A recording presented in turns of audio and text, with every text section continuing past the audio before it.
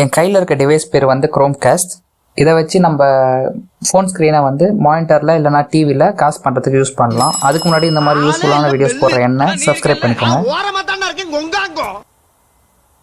இந்த குட்டியாக இருக்க இந்த டிவைஸில் ஒன்றுமே கிடையாது, வெறும் HDMIயும் அதுக்கப்புறம் பவர் சப்ளை வரத்துக்கு ஒரு பி டைப் கேபிள், நம்ம சார்ஜர் கேபிள் போடுவோம்ல, அதை எடுத்து நம்ம பவர் சப்ளை கொடுத்துக்கலாம்.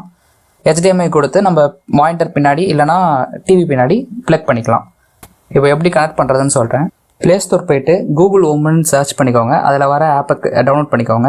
அதில் கேட்குற டீட்டெயில்ஸ்லாம் ஃபில் பண்ணிவிட்டு இந்த டிவைஸை கனெக்ட் பண்ணிக்கோங்க, பேர் பண்ணிக்கோங்க. இதை பேர் பண்ணிவிட்டு ஃபுல்லாக கனெக்ட் ஆனவுடனே இது வந்து நம்ம மொபைல் ஹாட்ஸ்பாட்டில் இல்லைனா அது ஒய்ஃபை வச்சு இல்லைனா நெட்வொர்க் இருந்தால் தான் யூஸ் ஆக முடியும். ஒன்றும் ஒய்ஃபை இருக்கணும், இல்லைனா நம்ம மொபைல் ஹாட்ஸ்பாட் கூட இருந்தால் போதும்.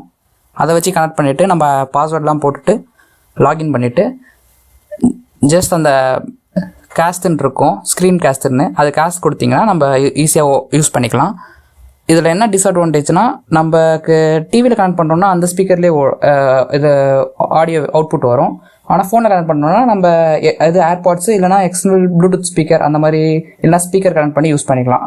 அப்போ நீங்கள் யூஸ் பண்ணிங்கன்னா நல்லாயிருக்கும். மறக்காமல் சேனலில் சப்ஸ்கிரைப் பண்ணிட்டுங்க. பாய். இது கூட தெரியல.